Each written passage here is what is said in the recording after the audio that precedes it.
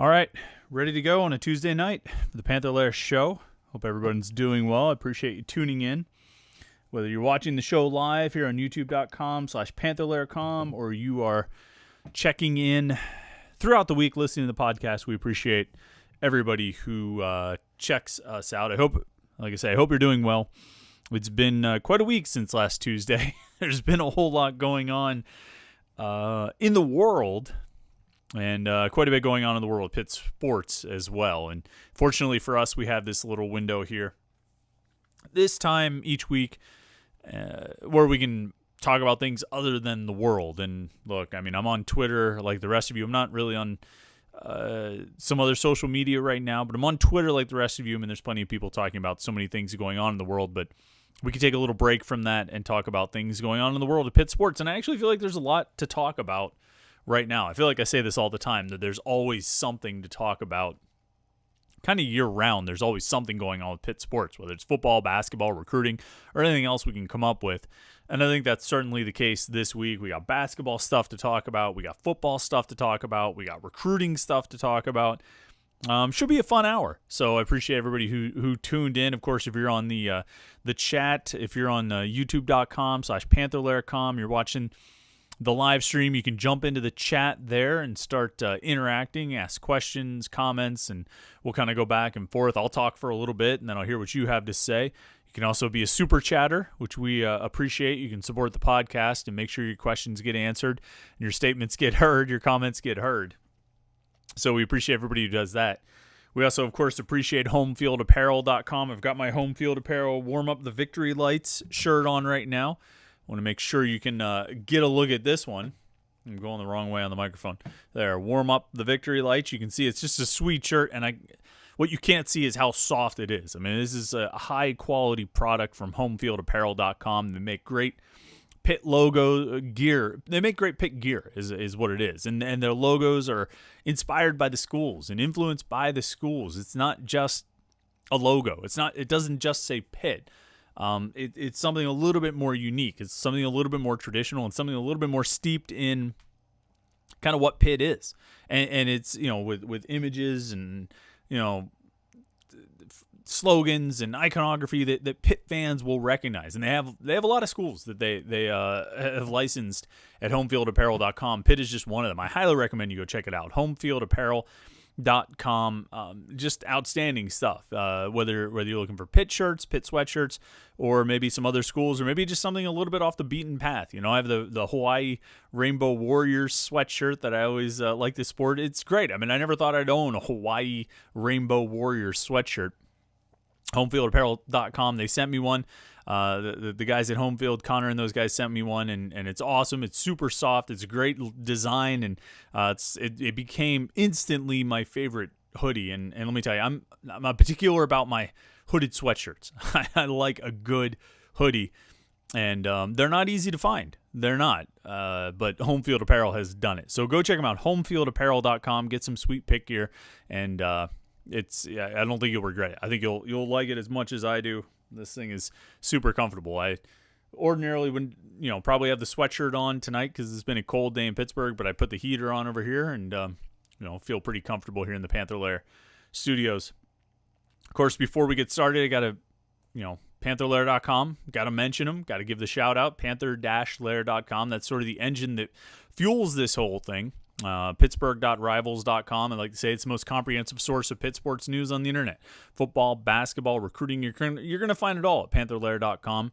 And of course, you're going to find message boards where there are conversations going on about Pitt sports 24 hours a day, 7 days a week. I mean, it's all happening there at Panther-Lair.com, Pittsburgh.rivals.com. I really can't say enough about the site. I hope you check it out. I like a lot of the content we've been rolling out this week and really throughout the offseason. I think we've had some good stuff. We've definitely had some great basketball content, a lot of hoops recruiting content this week already, and more on the way. Plus some great film breakdowns of the team from our guy Steven Gertz. He's been doing outstanding work for us. I think whatever you're looking for, football, basketball, recruiting, you're going to find it at Panther-Lair.com. So make sure you go check the website out. if you like this podcast, you enjoy, this hour that we spend together every Tuesday night, then I think you would definitely enjoy the website and the message boards at Panther-Lair.com, because it's like this podcast. It's like this live stream, just 24 hours a day and 7 days a week. We're talking about Pitt sports at Panther-Lair.com. Of course, we haven't really been we've been talking about Pitt basketball, but there hasn't been a lot of Pitt basketball games to talk about in recent weeks. I guess since our last show, our last show was last Tuesday on the 5th. A day later, Pitt played at Syracuse on the 6th and really came up with an impressive win. I mean, you talk about sort of adversity. You talk about the challenges of, you're missing a staff member and 3 scholarship guys in addition to Justin Champagnie. It's a game that was scheduled 72 hours earlier. 2020, and I know we're into 2021 now, but we're just going to keep saying 2020. It's been a year of adversity, and it's been a year of hardship, and it's been a year of challenges for these sports teams to get through. And, I've got a picture on the screen right there of Pitt playing against Virginia Tech in football this year. That game where they had 16 scholarship players out due to COVID protocols. And a week after they had a game postponed. It's the challenges that you're facing week after week in sports. And we saw it in the college football season. We saw it with the NFL. We're seeing it in college basketball, and we're seeing it in the NBA too. And we're going to see it in the NHL as well. We're not going to get out of this for a while, and there are going to be games that it's going to be all over the place, and you're not going to really know. This is what I've been saying for about 2 months, 3 months, 4 months, that you just never know what's actually going to happen, what games are actually going to get played. And Pitt, under some really challenging circumstances, goes to Syracuse last Wednesday and pulls off a win, and pulled it off by being resilient, by sticking with defense and rebounding. And they played their tails off. And, there was some, it was in some ways reminiscent of, the really successful years of Pitt basketball, insofar as the emphasis on defense and rebounding. That there are going to be nights when the shots don't fall. Sometimes the shots are going to go in and sometimes they're not. But if your defense is on point, if you really commit to playing defense, you really commit to rebounding, and you really, those are two things that, there's talent involved, but it's also just a whole lot of hard work and dedication. If you really commit to it, you're going to give yourself a chance to be in a game and be competitive in a game more often than not, whether your shots are falling or they aren't. And there are going to be nights where you just can't hit anything and it's too much to overcome. But there are going to be nights where you're struggling to shoot, but your defense and your rebounding keep you in it. And I think that was the case last Wednesday at the Carrier Dome. I guess it's just the Dome now. I don't know if they're Carrier or not. I forget. Hopefully I won't have to go there anytime soon to to have to make a reference to it. But we'll just say the Dome for now. I think that's what happened last week at the Dome, and they got a big win. With all the challenges that they were facing, with all the adversity and all the hardships, and just the general 2020-ness of it. And I know it was January 6th, 2021, but the 2020-ness of that game, and they overcame it and got a big win. And it's hard. I don't want to say Syracuse is a Final Four team, but if you can get a conference win on the road with all those challenges, you did a good job. Problem is, they haven't played a game since then, and they very well. As it stands now, we're taping this on Tuesday night. They're not going to play a game tonight, obviously, and they're not going to throw a game on the schedule for tomorrow. So they're not going to play again until Saturday, the 16th, when they play. Drum roll. Syracuse. Back-to-back games against the Orange, because this schedule is so screwed up. Of course, the game last Wednesday was supposed to be played in February, and they moved it back because on Wednesday night, Syracuse was supposed to host Florida State, but Florida State had COVID issues, so Florida State couldn't go to the Dome, and so the ACC moved Pitt, Syracuse, from February 13th to January 6th, and then 3 days later, Florida State still had COVID issues, so Pitt couldn't play that game. And it's just been a mess. When you look at what this schedule was supposed to be and what it's turned into, you go back to that Louisville game on December 22nd, second ACC game, They play that game, they lose it. We talked a lot after that. A week later, Duke, postponed. 4 days after that, they were supposed to play Notre Dame, postponed. They get the Syracuse game moved around, so they actually get a game on January 6th. Then they have the Florida State game the following Saturday, postponed. And then this Georgia Tech game that was supposed to be played tonight got moved to tomorrow and then got postponed altogether. So you've got 4 postponed games. The Notre Dame game has been rescheduled for, I think, the end of January. I know they play Notre Dame at the end of January. I think that's the rescheduled game from January 2nd. But they've still got 3 games unscheduled right now. 3 postponed games that have not been put back on the schedule. At Duke, at Georgia Tech, and home against Florida State. And the problem is the ACC built space into the schedules. That's how Pitt was able to go to Syracuse last Wednesday. They had an opening there. Generally you get a weekend game and then a Tuesday or a Wednesday game each week. And there are some weeks that have an opening, either on the weekend or the midweek spot. And Pitt had an opening in the midweek spot. I think they came into the season, with 3 openings in the ACC schedule. That was one of them. So they moved the Syracuse game back. So I guess they came in maybe with 2 openings. I forget exactly how it worked out. But the situation now is they've only got 2 openings on the schedule the rest of the way. If the ACC sticks to the 2 games a week, a weekend game and a midweek game, there are only 2 openings the rest of the way.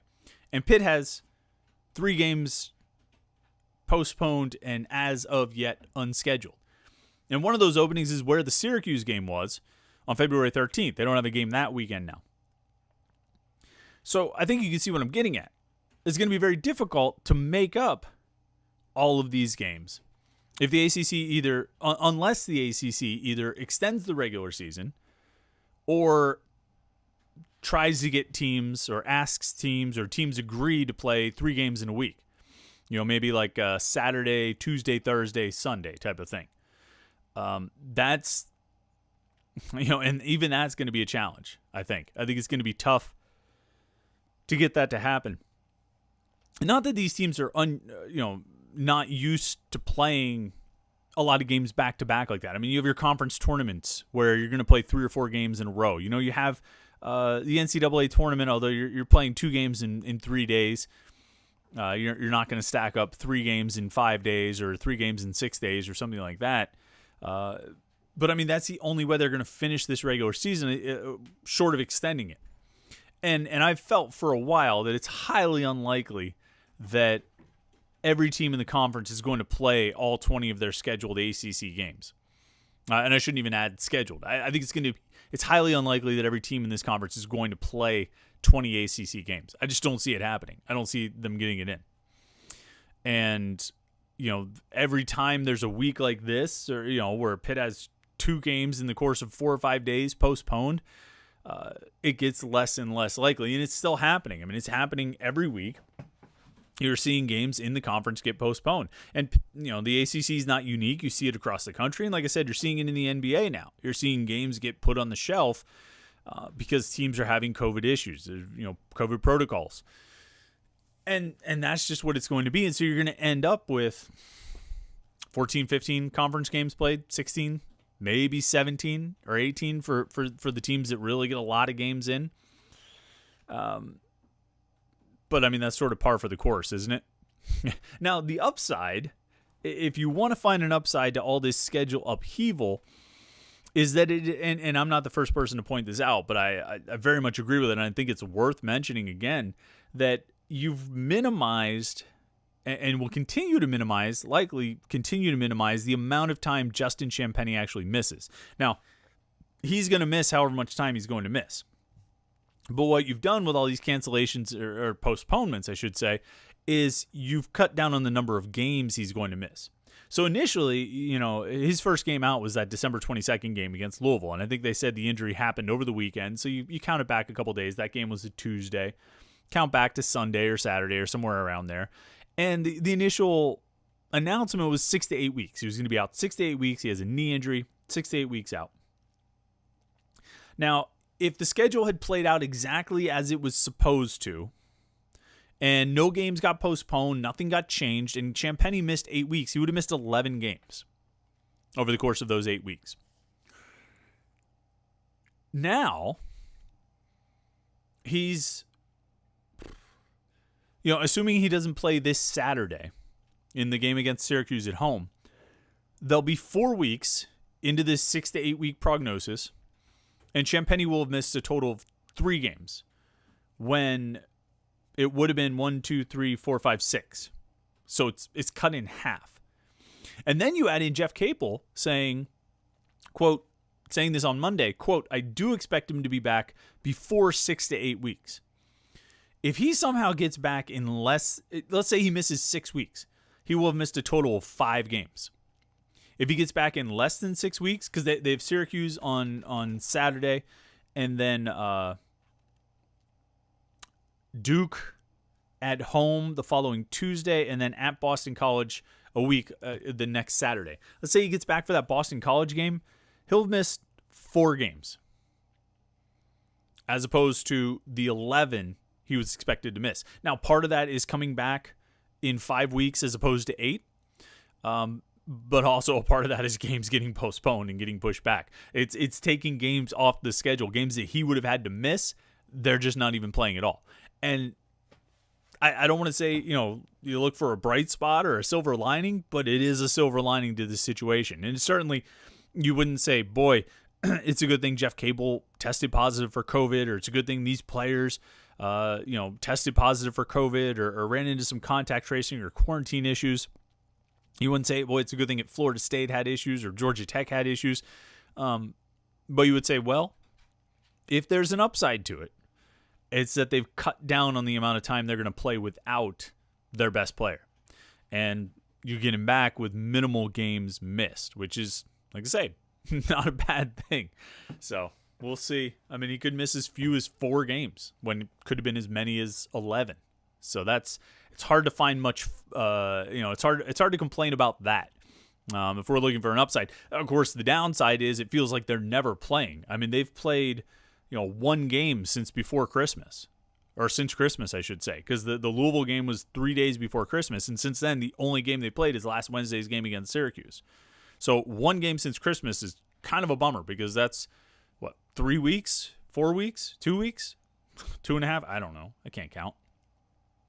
So it does sort of feel like, I don't know. It's not out of sight, out of mind, obviously, because we talk about Pitt all the time. We think about Pitt all the time. But it's hard to feel any real momentum with the season when they're taking these long layoffs and breaks.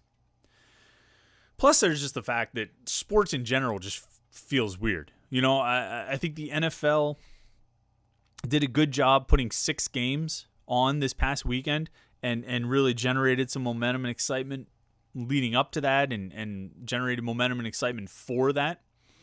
But so much else in sports, it's just there's no energy for it. There's no hype for it because A, you don't know if games are actually going to be played or not.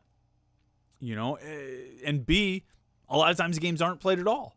A lot of games are getting postponed, and then that reinforces A, which is you they're supposed to play on Saturday, but we'll see. We'll see if they actually play. I mean, that's kind of where I am with this game against Syracuse on Saturday. I mean, this is a rematch against Syracuse. It's like a back-to-back game against Syracuse, and they had a really admirable, commendable performance against Syracuse. Syracuse is going to be looking for revenge. There are storylines going into this game. I mean, I think there's a lot going on with this game on Saturday, but just yeah. I'm not shrugging it off, but it's hard to get too enthusiastic about it when there's a 50-50 chance the game gets played. I mean, I think it probably will, just because these two teams were able to play last Wednesday. But I mean, you just don't know, You just don't know. And it's funny because this lack of hype or lack of energy about sports right now, for one thing, I mean, it's coming through in TV ratings, and you can look through all of 2020 and see TV ratings down for the major sporting events, either due to COVID fatigue or just life being sort of turned upside down and people's, viewing habits have changed. And I do think also the means that we're watching games has changed, and we haven't really found a great way to quantify that. I mean, I watched, the NFL games on the weekend, and then the national championship game on Monday night. I streamed them. Are they counting that? How are they counting that? I think that they're still trying to figure out exactly how they want to quantify these things. So maybe the numbers are better than they look, but the national championship game on Monday night was like the fewest viewers since 2004 for a national title game. And we talked about this on Monday on the message boards at Panther-Lair.com. And I posted a poll question about it on Twitter, and we talked about it there as well, that it just seemed like there was so little hype for that national championship game between Alabama and Ohio State. It seemed like it was coming up, and a lot of people were, just sort of had the reaction of, oh, yeah, that is happening. I mean, going through the weekend, I was watching a lot of the NFL games and stuff, and I would say, oh, there's this game coming up and this game coming up. And my son would turn to me. He's like 8. This is the first year that him and his brother have really taken interest in sports in general, but they've really gotten into the NFL. They've really gotten into college football. They're excited about this and that. And he would turn to me and be like, yeah, and then the championship game on Monday. And I would have to pause for a second. I said, what? Oh, yeah, national title game. Yeah, sweet. There was just no juice leading into it. And I wondered why that was, and I think there's a variety of reasons. I think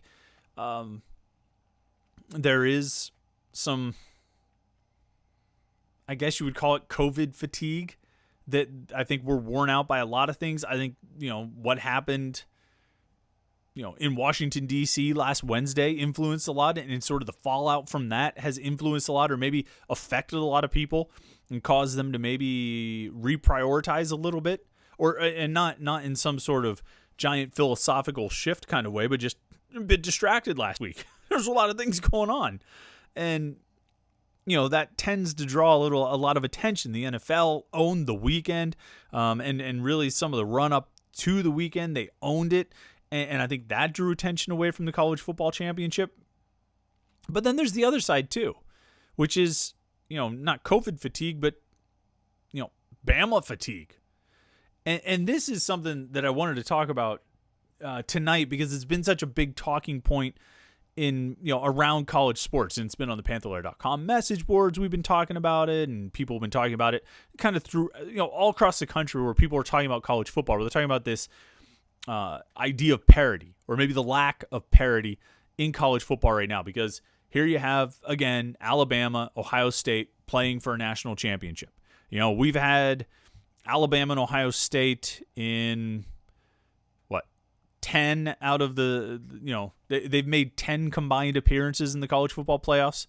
They've made 7 combined appearances in the college football playoff championship games.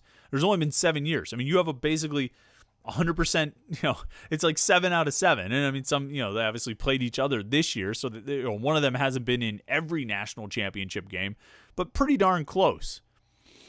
And, there is a feeling, and it seems to be spreading, that college football is just dominated by 3 or 4 programs, and nobody else really has a chance. Nobody else really has a seat at the table. And look, the numbers back that up.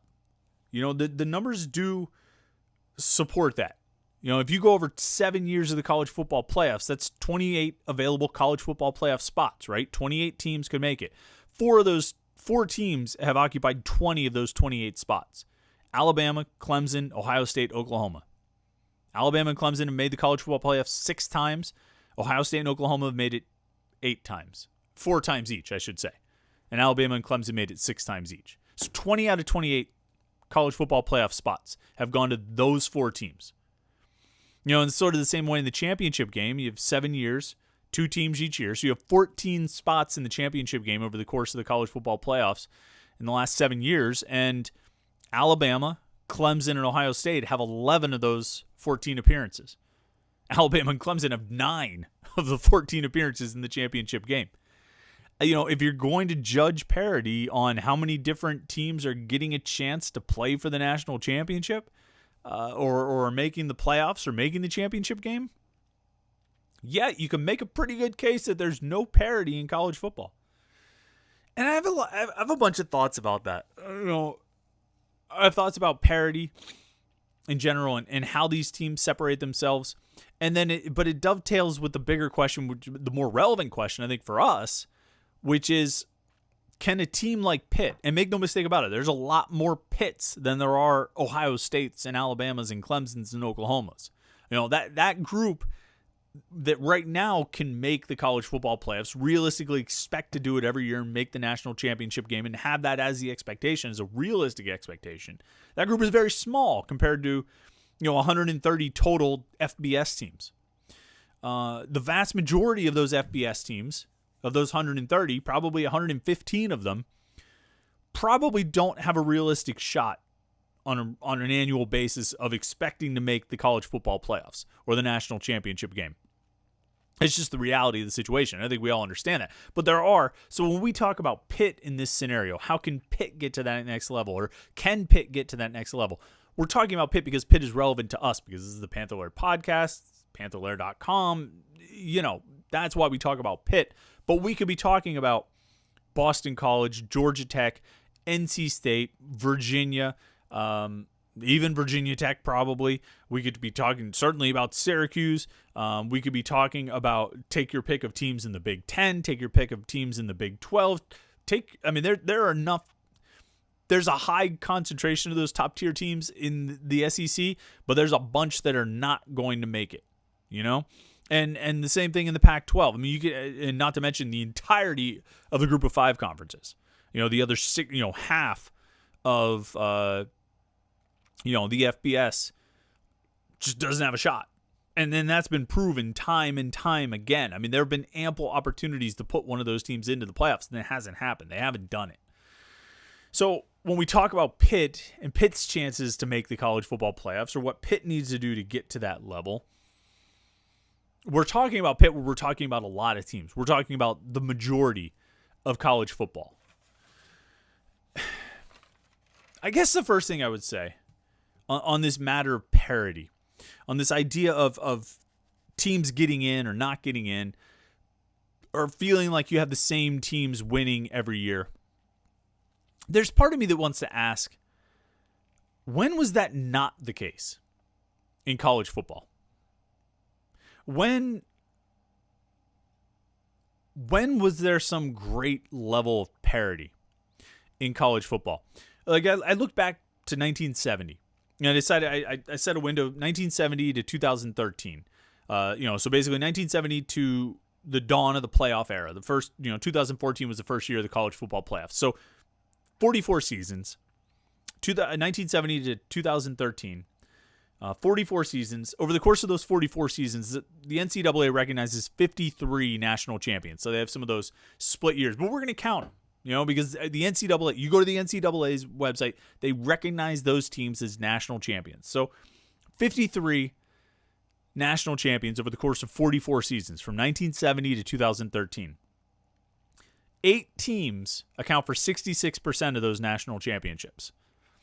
If you want to go by season, if you want to go with the 44 seasons, okay, 35 national champions out of those 44 seasons came from 8 teams, which is like 80%. You basically, 4 out of every 5 years, one of these 8 teams was a national champion, either alone or shared. Alabama, Miami, Nebraska, USC, Oklahoma, Florida, Florida State, and Notre Dame. Now, first of all, that doesn't sound too different from what we look at on an annual basis right now, of the teams that either make the playoffs or the teams that are in contention for the playoffs. But my larger point is this. There's always been an upper echelon. There's always been a top tier. And sure, Washington won the national championship in 1991, and Colorado won a national championship, and Pitt won in 1976, and who else has won in here? Georgia Tech has a national championship since 1970. BYU has a national championship. Sure, those teams got one. From 1970 to 2013, Alabama won 7 national titles. Miami, Nebraska, USC, and USC won 5 each. Oklahoma won 4. Florida, Florida State, and Notre Dame won 3 each. So 4 out of every 5 years, from 1970 to 2013, one of those teams was going to be a national champion. It wasn't always the same one, but one of them was going to be a national champion 4 out of every 5 years. Sort of feels like what we have right now. Now, you might say, well, sure, but you're talking about 8 teams, which sounds better than what we've got right now, which feels like it's about 3, which is Alabama, Ohio State, and Clemson. You could throw Oklahoma in there too, because they've made 4 out of the 7 college football playoffs. They haven't won. I don't even think they've advanced to it. I don't think they've even made it to a national title game, have they? I wrote this down. No, they haven't even made it to a national title game. But I mean, in terms of taking those spots in the national in the playoffs, Oklahoma is one of. You would say Oklahoma is one of those 4. And you're right that right now we're in a rut with basically 4 teams or 3 teams even. But I think, when you look 1970 to 2013, that's 44 years. And 8 teams basically dominated over the course of those 44 years. I think as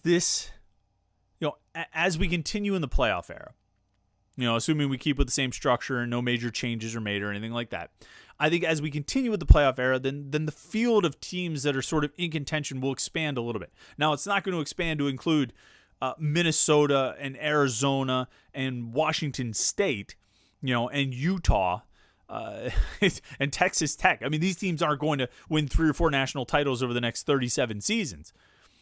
But I think what you'll see is some of the familiar characters who I do think are rising right now. You'll see Florida. You'll see Texas A&M. You'll see Georgia. I think Texas is poised. And Steve Sarkisian will be called a genius and all this stuff. But the reality is Texas has been recruiting like crazy. I shouldn't say like crazy, but you look at Texas over the last 5 years, they've had a top 5 recruiting class 2 out of the last 5 years, according to Rivals. That's how you win. That's how you build a strong program and go out and win. Now, Tom Herman didn't finish that deal, but those 2 out of the, like I say, 2 out of the last 5 years, it's actually 2 out of the last 3. He didn't have a top 5 recruiting class this year, but he did each of the last 2 seasons. Number 4 in the country. Another year or 2, those guys are going to be playing. Those guys are going to be leading the team. And guess what? Texas is going to be winning. Texas A&M, same thing. They've had the number 6 recruiting class back-to-back years. And then 4 years ago, they had the number 10 recruiting class. You can say what you want about Jimbo Fisher, but he's bringing talent to Texas A&M. If you have the players, you're going to win. And I think that's what it comes down to when we talk about why is there this separation? Why is there such a lack of parity? Why isn't college football more balanced like the NFL? And the simplest answer is the players pick the teams. There's no draft, and there's not really a salary cap that's going to force you to give up your good players and sort of spread the wealth around. When you can draft, when you can put the worst team gets the first pick, they get the best players, you're going to, improve your competitive balance. So a garbage team like Washington has a guy like Chase Young. The Rams end up with Aaron Donald. I mean, somehow he ended up at the 13th pick, which is ridiculous.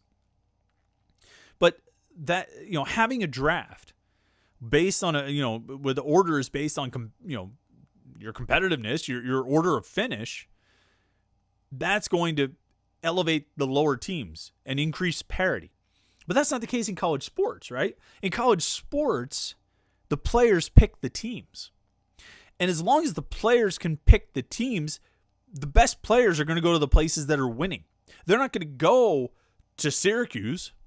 You're not going to get 5-star recruits like Alabama gets or Georgia or Clemson get. They're not going to go to Syracuse. They're not going to go to, what's another good example? In its current state, Georgia Tech, and we're not seeing them at Pitt. They're going to go to the places that are winning. And because you can look over the last 5 years, there have been 163 5-star recruits. Okay. 1, 2, 3, 4, 5, 6, 7, 8 teams have signed 64% of those 5-star recruits. 64%. 105 out of 163 5-star recruits went to Georgia, over the last 5 years, went to Georgia, Alabama, Clemson, Ohio State, Oklahoma, LSU, A&M, and Michigan. Set aside A&M and Michigan. Tell me what's the common theme there? Georgia, Alabama, Clemson, Ohio State, Oklahoma, LSU. They've all been in the playoffs, right? This is not a coincidence, folks. This is not difficult to figure out either. You can piece this together. And you could see it on Monday night. I mean, look at those guys. It was like an NFL game. NFL talent. I watched Ohio State and Alabama play, and it wasn't. It obviously was not on the level of an NFL game, particularly an NFL playoff game, because those are the best teams that made the playoffs and they have the best players. But it wasn't far off. Devontae Smith could go play for an NFL team right now. Najee Harris could go play for an NFL team right now. Jeremy Ruckert could go play for an NFL team right now. And Trey Sermon, the way he played in the Big Ten championship game, could go play for an NFL team right now. Mac Jones played better than a lot of NFL quarterbacks have played this season, maybe even some of the ones in the playoffs. That was NFL talent. That was like a 7th NFL playoff game that we watched on Monday night. It's no surprise that the teams with the best players are the ones that win. And then the teams that win get the best players. It's a chicken and egg type of situation. But more importantly, it's a really difficult cycle, I think, to break into. I don't know how you break into that cycle. And so I kind of teased the podcast and the live stream on Twitter and said, like, oh, what can Pitt do to get to that next level? Man, I don't have an answer to that. Recruit better players. That's the first step. You have to, if you recruit in the 40s or the 30s or the 20s, you're not going to the national championship game. Georgia has had a top 10 recruiting class each of the last 5 years. Alabama has had a top 10 recruiting class. Hasn't been out. 4 out of the last 5 years, Alabama's had a top 3 recruiting class. Clemson, 4 out of the last 5 years, they've had a top 10 recruiting class. And the one time they didn't, they were like 22nd, but they had only like 14 commitments or something like that. And they signed 3 5-star guys. So yeah, that counts. That's good. LSU, 4 out of the last 5 years, they had a top 10 recruiting class. 3 out of the last 5, they had a top 5 recruiting class. If you look back over the last 5 years, there have been, if you look at top 5 recruiting classes, the last 5 years, 5 each year, 25 top 5 recruiting classes, right? Total over the last 5 years. 15 of those top 25 top 5 recruiting classes have been Georgia, Alabama, LSU, and Ohio State.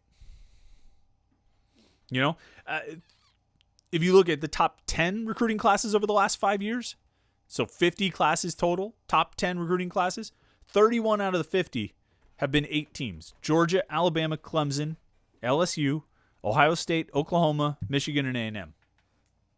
This is why I'm kind of curious to see what happens with A&M and Michigan, because by the recruiting, by the rankings, the recruiting rankings, they're ready to go. Michigan has been, in the top 10 3 times in the last 4 years, and they've been in the top 5 twice in the last 5 years.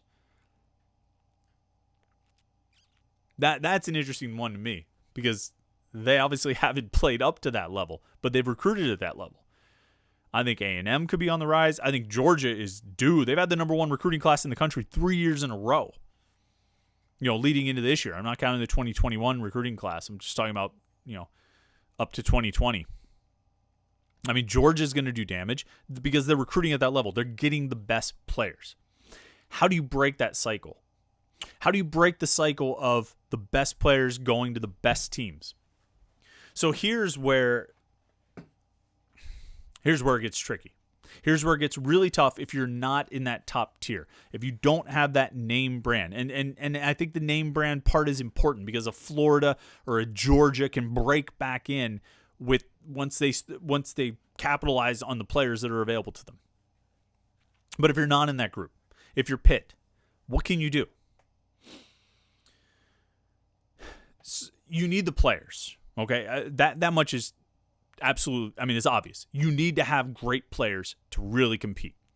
But it's hard to get great players if you're not successful. You know what I mean? It's not a catch-22 because we overuse that, and am not thinking enough about that book to remember, the exact appropriate usage.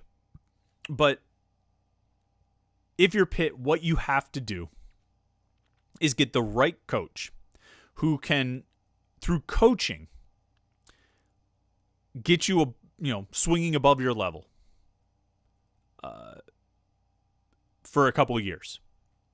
Somebody who can elevate you through coaching, either through scheme or technique or game day decisions, and actually all of it, to where you win more than you're expected to win, where you start winning 10 when before you were winning 8, or you start winning and every now and then you win 11, over the course of a couple of years. Because once you start doing that, then you can start really recruiting on that success.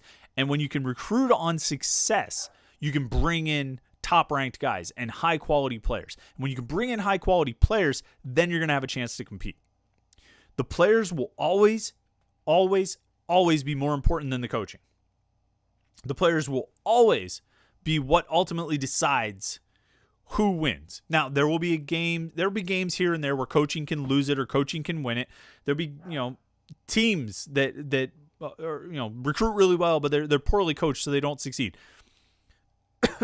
Over the long haul, when you look at a large enough sample size, it's always going to be about the players.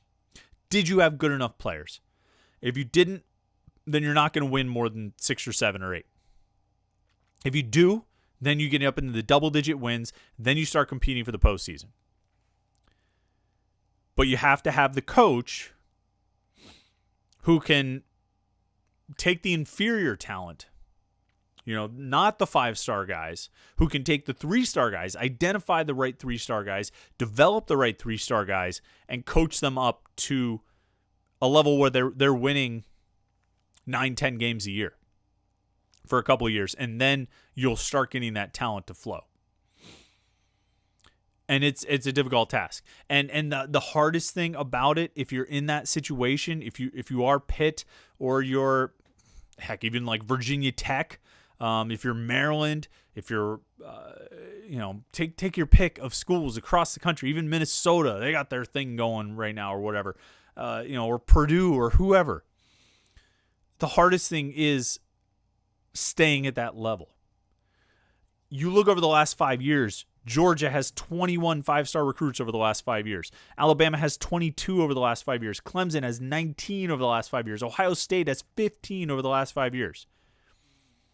If you're one of those other schools I mentioned, you are not going to have a 5-year sustained run of recruiting success like that.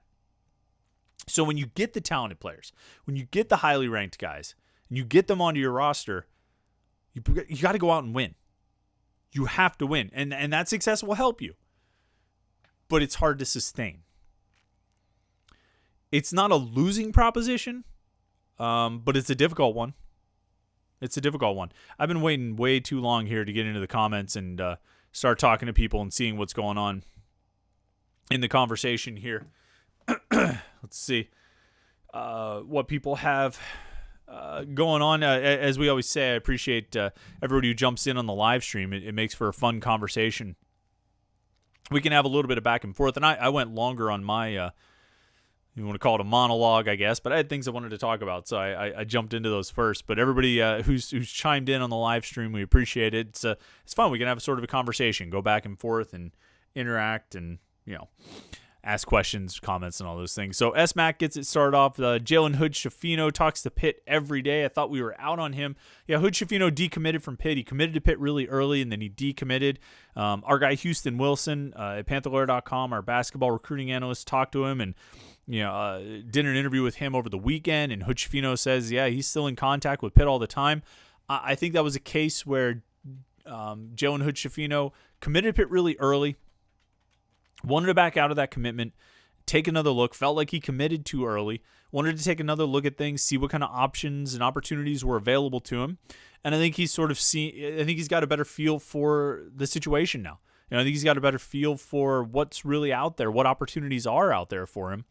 And, Pitt, I think, is still a good option for him. I thought Pitt was probably out as well. But it seems like they're still in the mix. So, I mean, that would obviously be a huge, huge get for Pitt. Pitt fan 234, I know it's early, but do you like how Pitt stands with Rodney Gallagher? Do you think he's going to be a superstar in both sports? Man, Rodney Gallagher from Laurel Highlands, really interesting guy. Really talented player. I mean, so good on the basketball court and outstanding at football. I think I'm not smart enough to say which sport I think is better for him or which one I think he's better at. I think he could be pretty darn good at both. He's a little on the short side, which makes me wonder about basketball. I mean, he's not short, but he's not above 6 feet. Right now as a sophomore in high school, so he's a little bit shorter. But not so short that I think it automatically rules him out for D1 basketball and even high major basketball. Seeing him, I saw him at a football camp over the summer. Saw him work out at receiver. I think mostly receiver, maybe a little bit of DB. He's so athletic. He's so fluid. I think he could be a stud football receiver. I think he could be a stud football player, I should say, because I think he'd be a receiver or a defensive back. I think Pitt's in good shape with him, but it's going to be a challenge. I think it's going to be a real battle because there are a lot of schools that are recruiting him for both sports. I mean, Penn State is going to be on him hard, and there are schools that are just recruiting him for one or the other. But it's going to be a challenge. It's going to be a real battle, and there's a couple of years to go, and I think Pat Narduzzi and Jeff Capel are both gonna be working on that one. Josh Lobig chimes in as a super chatter. Josh, glad to see you tonight. Appreciate your contribution to the show. He says, here's some beer money. Sorry I'm late. Hey man, glad you made it here. Glad you made it here in time. Some beer money. Yeah, I appreciate that, man. I don't have any beers tonight, so we're stone sober for this one. So that's a weird situation. Jason Martell asks, will you be able to talk with any of the early enrollees this month? Yeah, I hope so. It's all weird with interviews right now. In some ways, I think it's easier for Pitt or these schools to set up interviews because it's over Zoom. We don't have to coordinate with getting all the media down to the facility in the South Side, getting the players there. I mean, it's all over Zoom, so it should be easier to coordinate. I know in the past they've been good about setting us up with some of the newcomers and guys who enroll in January, and there's so many of them this year. Absolutely would love to catch up with them. Certainly Marcus Minor and MJ Devonshire, the transfers, and then all the high school kids who are coming in. There's a lot of them. There's like 10. So it's definitely would like to catch up with those guys. We hope that can happen. One interesting thing about that situation, about guys enrolling early, Pitt has been telling the guys, the coaches have been telling the recruits, you're going to move in on January 16th. That's right before the start of the spring semester. But Pitt, the university, last week told students don't come back for this spring semester. Don't come back right away. We're going to hold off. We don't want you to travel and that kind of thing. We'll give you a 2-week notice on when we want you to come back. So, I mean, it sounds like they're going to start the spring semester with like remote learning, but it seems like the football players, the recruits are still coming in on time. So that's going to be an interesting situation to watch and see if they end up, sticking with that or if they change plans. I'm sure the coaches want to get out there for spring camp. I would have to think, if you just went through the whole fall, practicing all week and having games and all that kind of stuff, I'd have to think that you'll be able to have spring practice. You just, like I say, you went through the fall practicing. I don't see what would be different about March and April practicing again. I mean, you should be able to. So that would be a big bonus, particularly with so many, early enrollees. Scott Eisenberg asks, so what can you tell us about Elijah Statham? See, this is something I didn't even get. Look, we're 50 minutes into the podcast, and I'm just now talking about the newest commitment. Pitt got a commitment on Friday. Commitment came on Friday. Kid announced it on Monday, and that is Elijah Statham. He's the younger brother of Michael Statham, who's a true freshman offensive lineman on Pitt's roster this year. Elijah is in his junior year of high school. He's a defensive tackle, 6'2", 275 guy. He's a defensive lineman. But he's one of these defensive linemen who's kind of like explosive and you almost think could maybe play like fullback or something, which kind of puts me in mind of a guy like a Mick Williams or Tyree Young, that kind of a player. I think that's sort of what Statham kind of looks like. A good second commitment for the class of 2022, but it's going to be a small recruiting class for Pitt.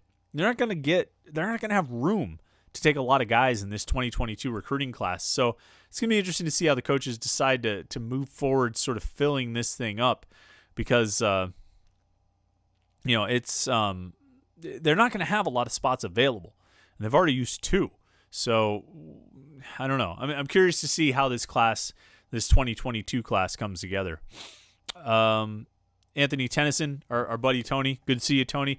Pitt's DB room is loaded with talent. It would be a shame if Pat Narduzzi blows it with 3 years of inconsistent play calling and Mark Whipple, who might get both of them their pink slip. Yeah, see, some of this is like, okay, Mark Whipple's not perfect, all right? I don't always understand what the game plan is. I don't always understand what he's trying to do with certain play calls, but, and I don't always understand what the scheme is supposed to be, what it's supposed to accomplish. But the truth is, this offense has held itself back a whole lot too. And I don't think you can talk about the offensive issues Pitt has had over the last 2 years heading into this season without talking about execution issues. Missed blocks, poor throws, dropped passes, procedure penalties. And that's not to absolve Whipple of those issues. He has a hand in that. He's ultimately responsible for it. But, I mean, he didn't drop a single pass, this past season. He didn't throw, a pass that was uncatchable or an interception or anything like that. And he called some plays that I absolutely disagree with. I don't understand why you would call this play or that play. He had the game plans that, like I said, it didn't always make sense to me. I don't think he's the absolute worst thing about this football team. I think this football team's struggles over the last 2 years, as with the 4 years prior to that, have been a group effort. If it's not one thing, it's another, and it's usually a few of them. And there are a lot of areas of this team that need to improve. And the offensive play calling is one of them. Absolutely. But the offensive execution is a big one as well. Now I'm off track. You said Pitt's DB room is loaded with talent. Yeah, I think the DBs look really good, Tony. I think they've got some really good players in the secondary. Some areas where they need more experience, but they got a lot of experience for some key guys last year. So that's, I think that room is looking pretty strong. I agree about that.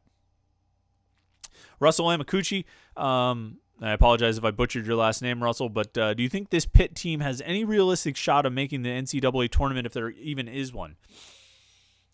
I mean, that's tough for me to say. What are they right now? 6-2? They've got a long ways to go, but they've got games to play. I think they're showing signs of improvement. They're showing signs of progress. That Syracuse win was a big one. I think even the Louisville game, where they really put up a valiant effort and looked, they looked like they belonged on the court despite not having Justin Champagnie and Audice Toney. I think they're encouraging signs. They're not there yet, but when you see, Toney keeps playing well, you get guys like Femi Odekale coming up and emerging as a freshman. William Jeffers continues to progress. Ethiel Horton, I think, is rounding into form, which, they need to happen night after night. That guy needs to keep getting better. Xavier Johnson's game is settling down a little bit. I thought he was pretty solid. I don't think he took any fouls. Didn't commit any fouls, I guess, in the second half of the Syracuse game. I think that's right, which is a big step in the right direction for him. Do they have a realistic shot of making the tournament? Sure. I think they do. Do I believe that they will make it? I'm going to say probably not. But there are a lot of variables that go into that.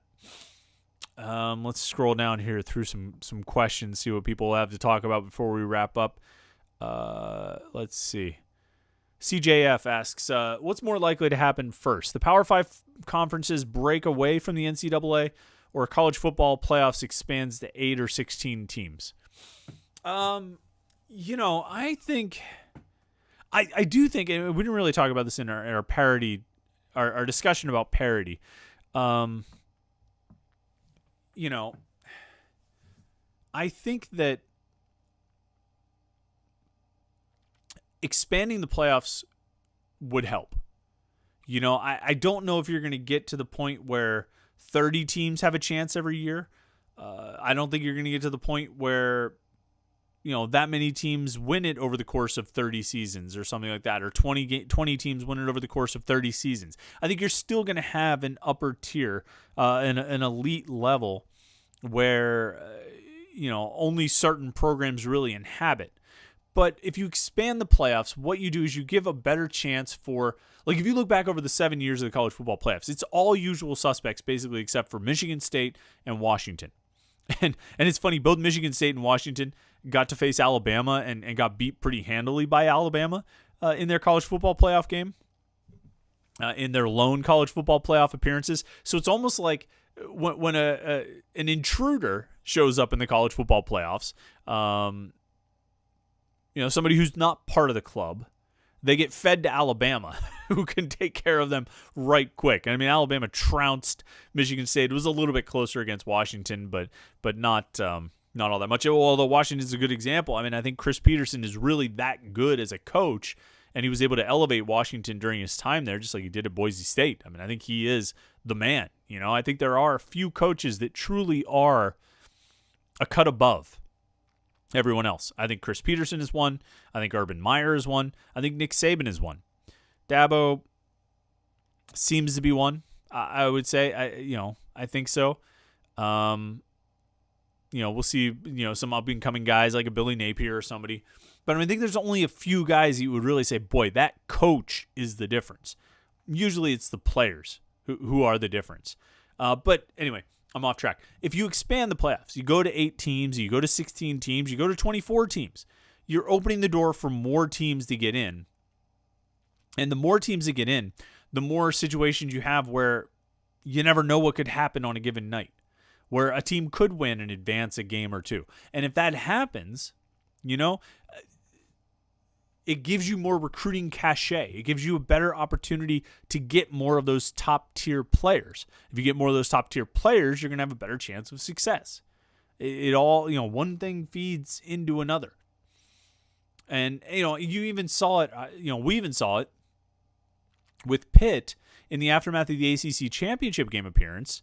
They recruited better. And, I mean, some of that was having Charlie Partridge and Chris Beatty on staff, but they recruited better in the aftermath of that season. Because they could say, look, we got to this level. Clemson went on and won the national championship. I think they won it that year. But we were we were playing with them. You know what I mean? We were right there with them. And we knocking on the doorstep. And if we had won that game, whatever. And that's what I think expanding the playoffs gives you more teams an opportunity to say that, which should help them recruit better, which should help them get better players. All right, last question here. Scott Lynch, given the graduation and the kids moving on, it seems that the Pitt defense will take a step back. Do you agree? And if so, by how much? I think when you look at Pitt's defense for 2021, if you go kind of position by position, I think defensive end, you're going to have a step back just because Patrick Jones and Rashad Weaver were that good. I like a lot of the players they have at DN. I like Deslin Alexandra, Habakkuk Baldonado, John Morgan, Deion Hayes. I think there are good players in that group. But nobody who's going to be in 2021 what Jones and Weaver were in 2020. So it's like the positions group is going to take a step back. It's going to be less than it was a year ago, but still I think pretty good. It can kind of be both things. Defensive tackles, I think, should only be better. They have the same guys coming back, and then they're all a year older. Linebacker, I think, should be at least as good, if not better than it was last year. They'll have Wendell Davis back, who started the season at middle linebacker and then got hurt. Plus, they have Chase Pine returning. Phil Campbell's coming back. Cam Bright is coming back. Servassier Dennis is coming back. I think linebacker, and then there's a couple guys who were freshmen this year, Bengali Kamara and Solomon DeShields. John Patrician's returning for even added depth at outside linebacker. Brandon George is back. They've got everybody back at linebacker. And I think the result is going to be that group takes even a step forward from where they were this year. And I think they were pretty good this year. So they should be even better in 2021. At cornerback, it's interesting because you lose Jason Pinnock and you're like, oh, man. But you're also adding Damari Mathis. And Mathis might be a better player than Pinnock. So 1-to-1, man-to-man there, you're at the very least staying at the same level and potentially even taking a step up, depending on what you think of Mathis versus Pinnock. And then everybody else around them, all those guys who played this year, Marquez Williams and A.J. Woods and Rashad Battle got snaps, they're all back with that experience. And you're adding M.J. Devonshire as a transfer. And you're bringing in some really good recruits like Khalil Anderson, who we've talked about. I think corner is a wash, if not potentially an improvement. With, if you expect Marquez Williams and A.J. Woods and Rashad Battle to be better in 21 than they were in 20. See what I'm saying? And then safety, you're replacing DeMar Hamlin and Paris Ford. You're going to have a step back. I like what Brandon Hill did when he stepped in for Ford after Ford opted out on the season. And I think Eric Hallett is a capable player, but there's no replacing DeMar Hamlin's experience. I think those guys can play, but it's tough to replace what Hamlin brought to the defense. So if you look front to back, you're going to be less good at D end, and you're going to be not as good at safety. D tackle should be the same or better. Linebacker, I think, should be better. And corner should be the same or better. Probably better. I don't know. I mean, Weaver and Jones were great players. Maybe the whole defense takes a step back as a result of those guys moving on. And I don't discount that possibility. I think it's very possible, maybe even likely.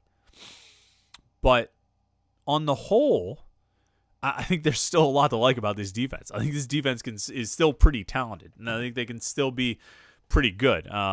They might take a step back, but I think they can still be really, really good. We'll, of course, be talking a lot about Pitt's defense over the course of the next 8 months on Panther-Lair.com. So make sure you go to the website, Panther-Lair.com, Pittsburgh.rivals.com. It's the most comprehensive source of Pitt sports news on the internet, football, basketball, recruiting. You can find it all at Panther-Lair.com. And, of course, we have message boards where you can interact with hundreds and thousands of your closest Pitt fan friends. Panther-Lair.com, Pittsburgh.rivals.com. Make sure you check out that website. We would love to see you there. We'd love to chat with you on the message boards. And, of course, homefieldapparel.com. You got to go check them out. Great Pitt shirts, great college sports shirts. You'll love it. If you like, great gear, great logos, great high-quality T-shirts and sweatshirts and stuff, you got to go to homefieldapparel.com. They support us, and so you definitely should support them. So go check it out at homefieldapparel.com. All right, Panthers Insider Show this Saturday morning at 10 a.m. on 93.7 The Fan. Quick note there. We have a time change for this week. Instead of our usual 8 a.m., we're on at 10 a.m. So make sure you tune in for that on 93.7 The Fan. It's an hour of all Pitt sports talk on The Fan, 10 a.m. to 11 a.m., the Panthers Insider Show. Of course, we'll be back with another Panther-Lair Show, this live stream next Tuesday night, 8:30 p.m., youtube.com/Panther-Lair.com. So tune in for that. We love having the conversations on Tuesday nights. I look forward to it and have fun with it. So appreciate everybody who tuned in on the live stream tonight. Appreciate everybody who listened to the podcast through the week. Make sure you check out the website, Panther-Lair.com. And, have a great rest of the week. Hope you enjoy the weekend, the Pitt game on Saturday. And if we don't talk to you before, I'll talk to you next Tuesday.